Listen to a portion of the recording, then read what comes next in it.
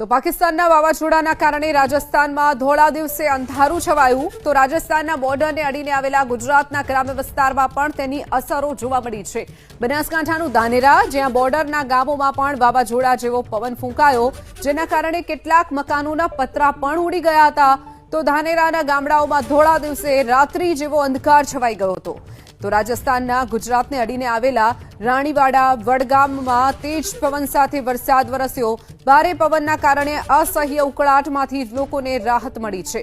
તો બનાસકાંઠામાં જે સ્થિતિ જોવા મળી હતી ગઈકાલે ધોળા દિવસે અંધકાર છવાયો હતો તો વિસ્તારમાં જે અસર છે તે પણ જોવા મળી હતી।